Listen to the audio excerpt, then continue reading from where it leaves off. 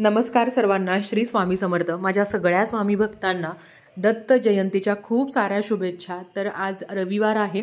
मी 15 तारखेला दत्त जयंती साजरी केली. केंद्रानुसार गाणगापूरला रोहिणी नक्षत्रावर दत्त जयंती साजरी होते. म्हणजेच कधी तर गाणगापूरला काल साजरी झाली. बरेच दत्तधाम आहे तिथे काल साजरी झाली, पण मी आज केली सकाळी. म्हणजे आता तुम्हाला व्हिडिओ तर किती वाजता येईल मला माहिती नाही, पण 12:39 दत्त जन्म साजरी होतो. मग त्याच्या आधीच लवकर उठून घरातलं सगळं आवरून महाराजांच्या मूर्तीवरनं अभिषेक केला. आता बऱ्याच गोष्टींनी अभिषेक केला जातो. फक्त पाण्याने केला तरी चालतं, पण मी सुरुवातीला पाण्याने केला, त्याच्यानंतर दुधाने केला. दुधाने केल्यानंतर माझ्या घरात चंदन होतं, मग चंदनाने केला, परत पाण्याने केला. आणि जवळजवळ मला संपूर्ण अभिषेक करण्यासाठी 35 मिनटं लागले. कारण 16 वेळा श्रीसूक्तम, 16 वेळा पुरुष सूक्तम, पवमान सूक्तम, रामरक्षा. तर ह्या सगळ्या गोष्टींना मला टाईम लागला. पण मी तुमच्यासोबत थोड्याच ग्लिम्स शेअर करते, नाहीतर व्हिडिओ खूप मोठा होईल.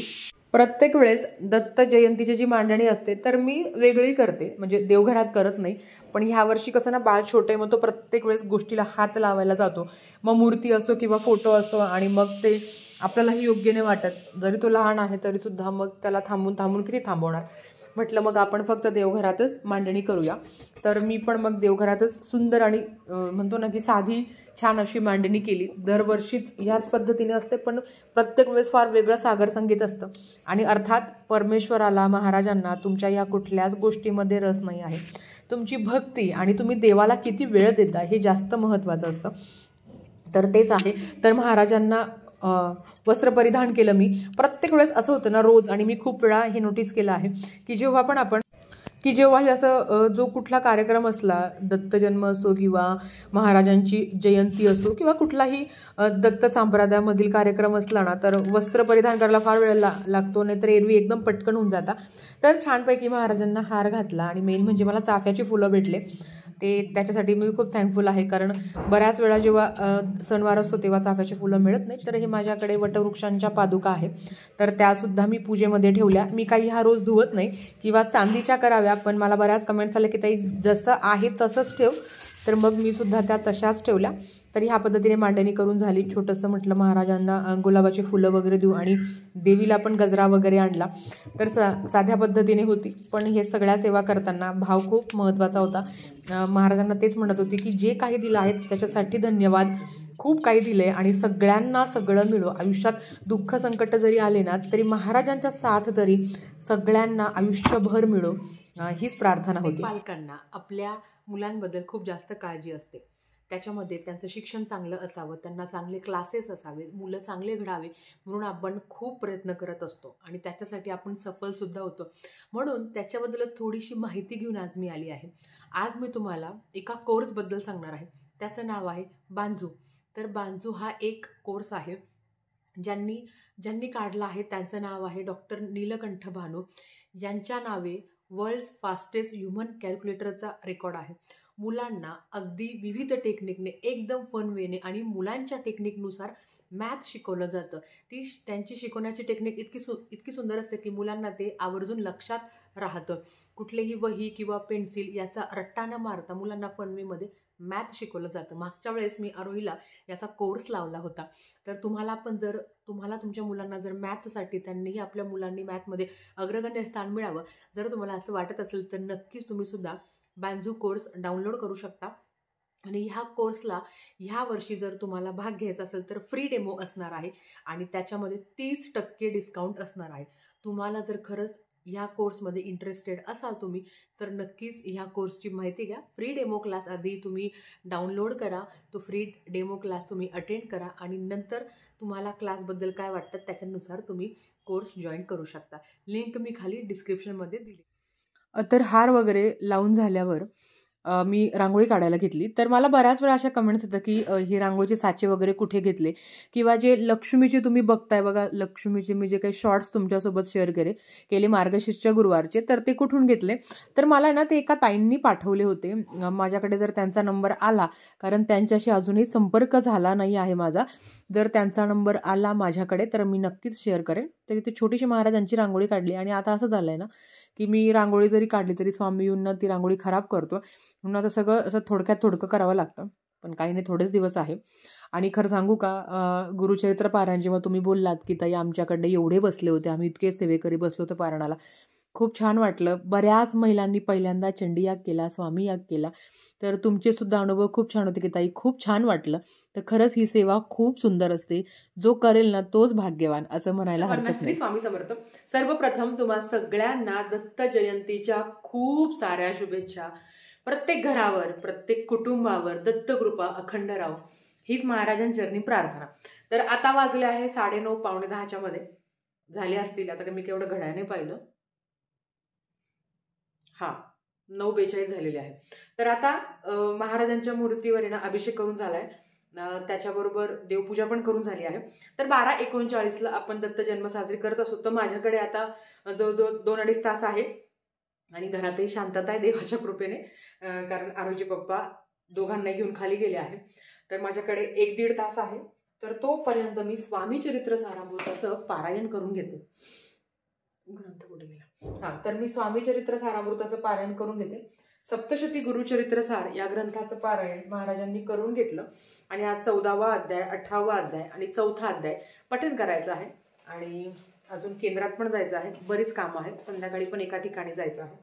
तर म्हटलं आता हे पारायण तर आपलं समाप्ती आहे या पारायणाची, याचं काही नाही, असं यथाशक्ती तुम्ही दान धर्म करू शकता. पण स्वामी चरित्र सारामृत म्हटलं याचं पारायण करून घेऊ. तर चला आता टाइम आहे, तर पटकन आपण पारायण करूया. मग नंतर आरती आणि सेवा हे कंटिन्यू करूया.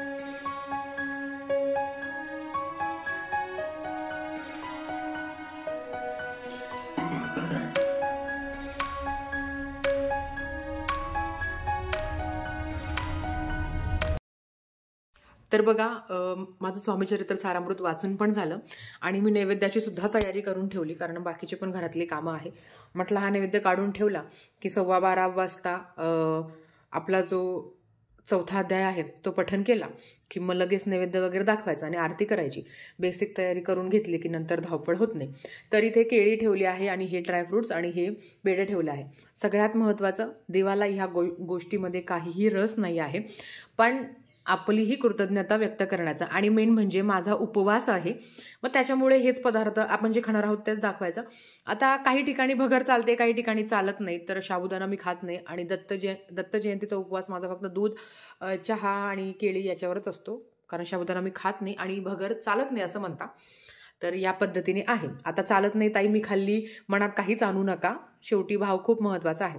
तर चला आता हे सगळं आवरलं आहे माझं. आता मी बाकीची कामं करून घेते आणि मग आपण सेवेच्या वेळेस भेटूया.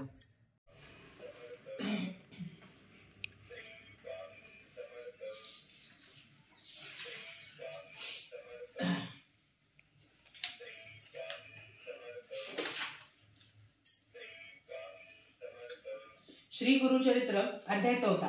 श्री गणेशाय नमः. ऐसी शिष्याची विनंती, ऐकून सिद्ध काय बोलती, साधू साधू तुझी भक्ती, प्रीती पावो गुरुचरणी. गुरुचरित्राचा 4था अध्याय, याच्यात दत्त जन्माची कहाणी सांगितली आहे आणि माझा सगळ्यात आवडतीचा अध्याय आहे. जेव्हा जेव्हा गुरुचरित्र पारायणाचे साखळी पारायण असो किंवा जेव्हा अशी सांगता असते ना, तेव्हा सुद्धा हा अध्याय वाचायला खूप सुंदर वाटतं. अवधूत चिंतन श्री गुरुदेव दत्त, अवधूत चिंतन श्री गुरुदेव दत्त, अवधूत चिंतन श्री गुरुदेव दत्त. स्वामी महाराज की जय. ओम तस्मै भर्गो देवस्य धीमहि धियो यो न प्रचोदयात्.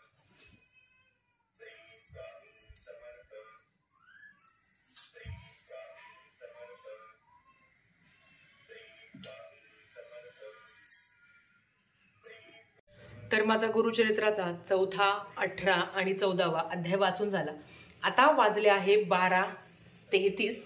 तर आपण आता आरतीची तयारी करूया आणि 12:39ला आरती करूया. स्वामी. त्रिगुणात्मक त्रयमूर्ती दत्त हा जाणा, त्रिगुणी अवतार त्रैलोक्य राणा, नेती नेती शब्द नये अनुमाना, सुरीवर मुनी जन योगी समाधी मुनी ध्याना, जय देव जय श्री गुरुदत्ता आरती ओवाळीता हरली भवचित्ता जय देव।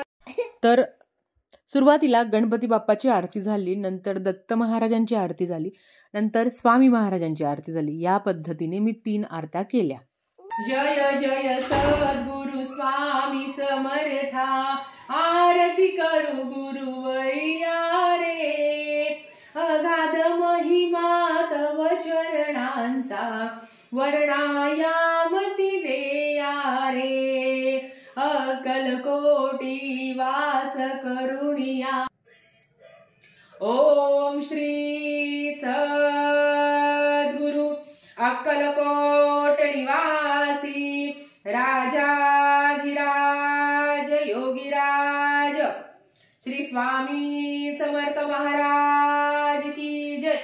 अनंत कोटी ब्रह्मांड नायक भक्तवत्सल भक्ताभिमानी श्रीपाद श्रीवल्लभ विजय दत्त गुरुदेव दत्त समर्थ अवधूत चिंतन श्री गुरुदेव दत्त. ओम श्री गायत्री माता की जय. ओम श्री गुरु महाराज की जय.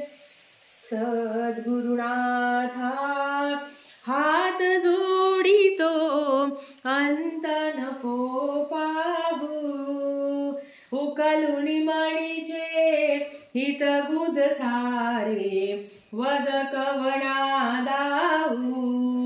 निशिदिन श्रमसी मम हितार्थ तू किती तुझ शिण देऊ. हृदयी वससी परिणच दिससी. तर महाराजांच्या कृपेने सगळी सेवा पार पडली. आता आजपासून मला सत्यनारायण करायचं आहे. मी कालच करणार होती, पण काल ना खूप जास्त सेवा होती ज्या काही आपण दर महिन्याच्या करतो. मग विष्णू गायत्री, लक्ष्मी गायत्री ह्या ज्या काही तुम्हाला मी सेवा सांगितल्या त्या ना खूप जास्त होत्या आणि काल नाही जमलं मला, म्हणून मग मी आजपासून सत्यनारायणाला सुरुवात करणार आहे. आता तुम्ही म्हणाल की तू तर काल सांगते, आता मला आज म्हणजे आज 15 तारीख, तर आज मी याच्या नंतर कंटिन्यू 5 सत्यनारायण करणार आहे, म्हणून मी आजपासून सुरुवात करणार आहे. ज्यांनी काल केला आहे, ज्यांना 5 सत्यनारायण 11, 5, 7, 9 विषम संख्येत सत्यनारायण करण्याची इच्छा असेल तर ते आजपासून सुरुवात करू शकता. म्हणजे काय, मांडणी तशीच ठेवायची आणि रोज वाचायचं, नैवेद्य वगैरे दाखवायचं. त्याच्या संदर्भात मी ऑलरेडी व्हिडिओ केला आहे, म्हणून मग मी ते आज ठेवलं. काल सगळं माता लक्ष्मी, भगवान विष्णूंच्या सगळ्या सेवा करून झाल्या आणि म्हणून मग आज ते म्हटलं की आज तेच करूया, कारण बाळ असतं आणि बऱ्याच कामं असतात आणि आयुष्यात अशा काही काही घडामोडी होता. थोडक्यात तुम्हाला अनुभव सांगते. थोडक्यात थोडासा मोठा व्हिडिओ होईल, पण मला तुम्हाला सांगायचंच होते. तर काय झालं, काल आहे ना मी एका दुकानात गेलो. म्हणजे माझ्या बिल्डिंगच्या खाली मी बसली होती मैत्रिणीची वाट बघत आणि स्वामी पण होता आणि मी तिला फोन केला. तर तिचा फोन तिने फोन रिसिव्ह नाही केला. मला वाटलं ती गाडीवर असेल, मग मी तसाच फोन तिथे ठेवला असं मला वाटलं. तर मी काय केली, दुकानात गेली. अगदी जवळ स्टॉपवरच दुकान होतं. तिथे गेली आणि अचानक मला आठवलं की माझा फोनच सापडत नाही. आणि माझ्या माइंडमध्ये एक सेट होतं की कदाचित आमच्या पार्किंगच्या खालीच मी ठेवला असेल की काय, कारण मी तिथे बसूनच तिला फोन केला होता. तर मी तिथे बसूनच तिला फोन केला होता. तो मी माइंड सेट होता आणि खाली CCTV वगैरे होता. पण तरी पण की मोबाईल कुठे गेला माहिती नाही. आणि मी कधीच असा विसरभोळेपणा करत नाही, मी कधीच कुठल्या गोष्टी विसरतच नाही. पण काल कसं झालं मला समजलंच नाही. मी घरी आली आणि मैत्रिणीचा फोन घेऊन मी आली, तर मी फोन लावतो तर फोन लागतच नव्हता. मला अजून जास्त टेन्शन आलं. म्हटलं की आता फोन केला, आता CCTV. मग मी मिस्टरांना फोन केला मैत्रिणीच्या मोबाईलवरनं की म्हटलं फोन हरवलाय. तर ते बोलले, तर मी त्यांना बोलली की म्हटलं फोन हरवला, म्हटलं तुम्ही CCTVमध्ये चेक करा. तर ते बोलले असं लगेच नाही चेक करतायत, लाईव्ह लोकेशन म्हणजे लाईव्ह कळतं म्हणे आपलं. पण आधी काय झालं ते कळत नाही म्हणे. तो मुलगा येईल आणि तो आपल्याला कम्प्युटरवर दाखवेल. मला परत टेन्शन आलं आणि मी एवढ्या काळात फक्त महाराजांचं नामस्मरण करत होती. म्हटलं महाराज मला माहिती आहे तुम्ही माझ्या बाबतीत असं काही करणार नाही, कारण मोबाईल फक्त मोबाईल नाही आहे, त्याच्यात बऱ्याच गोष्टी असतात. मग आपलं त्याच्यात माझं त्या मोबाईलमध्ये पण म्हणजे फोनपे असतं, गुगल पे असतं, बऱ्याच काही गोष्टी होत्या. आणि असं वाटलं की आता काहीच खरं नाही. मग मी परत अशीच एकदम बेकार अवस्थेत त्या दुकानात गेली. मैत्रिणीला बोलली, म्हटलं अगं जया सापडतच नाही म्हटलं मोबाईलवरती. बोलली काम करा आपण परत घरी जाऊ माझ्या मैत्रिणीचा कार्यक्रम आहे आज, तिच्यासाठी आम्ही साडी घ्यायला गेलो होतो. तर ती बोलली एक काम कर, आपण साडी चॉईस कर म्हणे तू, आणि मग आपण घरी जाऊन पाहू. म्हटलं ठीक आहे. तर तिला पण खूप वाईट वाटलं. ती बोलली की तू असं कधी होत नाही, मग हे कसं झालं. मी पूर्ण ब्लँक होते, मला काही करावं सुचत नव्हतं. मला माझीच राग चिड येत होती की मी तिथे कसं काय मोबाईल ठेवला. तर मग ना आरोही पण म्हणे अगं मग मी तू कसं काय विसरली, कुठे होता काय, तर मला काहीच आठवत नव्हतं, मी पूर्ण ब्लँक होते. तर आम्ही तिथे त्या टेबलवर बसलो आणि अचानक आरोहीने तिच्या मनात काय आलं, ती खेळत होती त्या दुकानमध्ये. आरोही खेळत होती, लहान पोरं असं ती खेळत होती. तर अचानक तिच्या मनात काय आलं, तिने ज्या साड्या ठेवल्या होत्या ना, त्या साड्या अशा घेतल्याने अशा वरती गेल्या, खाली पाहत होता मोबाईल. आता तुम्हाला खोटं वाटेल, मला माहिती होतं मी तिथेच मोबाईल ठेवला होता माझ्या पार्किंगमध्ये. तो तिथे कस काय गेला, काय गेला, आरोहीला काय बुद्धी सुचली की आरोहीने ते पटकन उचललं आणि तिथे मोबाईल पाहिला. कारण मी तिथे चेकच नाही केला, माझ्या माइंड सेटमध्ये असं होतं की घरीच मोबाईल राहिला. तर जी तारांबळ महाराज जसं परीक्षा घेतात त्या पद्धतीने माझी झाली. मी महाराजांनाच म्हणते की महाराज माझं काही चुकलं का. मला माहिती आहे की आयुष्यात कधीच वाईट घडणार नाही, पण ती सिच्युएशन इतकी वाईट होती ना की त्या दुकानातच माझा मोबाईल होता. आणि तुम्हाला फोटो वाटेल, मी दुकानात गेल्या गेल्या आरोहीला बोलली, म्हणजे गेल्या गेल्या मी जस्ट बसली आणि तिला म्हटलं अरे माझा मोबाईलच सापडत नाही, पर्समध्ये मोबाईलच नाही आहे. आणि नेमकी तिने मला लाडू आणले होते, तर ती लाडू पण त्या पर्समध्ये होते. मग कदाचित ते लाडू बसतील किंवा काय मला समजलंच नाही. त्या लाडवाच्या नादात तो मोबाईल कुठे ठेवला की काय. आणि मी गेल्या गेल्या मोबाईल शोधला, की असं नाही मी साड्या पाहिल्या आणि मोबाईल शोधला, असं पण काही झालं नाही. गेल्या गेल्या मी तो मोबाईल शोधला, तिथे मला सापडला आणि मला घरी पण सापडला आणि पार्किंगमध्ये पण सापडला नाही. पण ते फायनल तो तिथेच होता. तर करता करविता महाराज आहे. प्रचूर खूप थँकफुल आहे, ग्रेटफुल आहे की महाराजांमुळे सगळं चांगलं. छोट्या छोट्या गोष्टीमध्ये सांगते काय की स्वामी सेवेने घबाड मिळावून मी खूप करोडपती व्हावी असं नाही आहे. जेव्हा अशा काही बारीक बारीक अडचणी येताना तेव्हा महाराज खरंच मदतीला धावून येतं. म्हणून कलियुगातील सगळ्यात प्रभावी सेवा, ज्याला कुठलेही नियमअटी नाही आहे, ते आहे नामस्मरण, जे तुम्ही कधी कुठे केव्हाही करू शकता. काल गाडीवर पण माझं नामस्मरण चालू होते, त्यांना जाताना तिथे गेल्यावर पण. तर त्या नामस्मरणात खूप जास्त ताकद असते. तर चला, परत एकदा तुम्हाला दत्त जयंतीच्या खूप साऱ्या शुभेच्छा. महाराजांची कृपा माझ्या सगळ्या स्वामी भक्तांवर राहो हीच महाराजांचरणी प्रार्थना करते. आणि आता संध्याकाळी केंद्रात गेल्यावर छोटासा शॉर्ट तुमच्यासोबत नक्की शेअर करेल. धन्यवाद. श्री स्वामी समर्थ.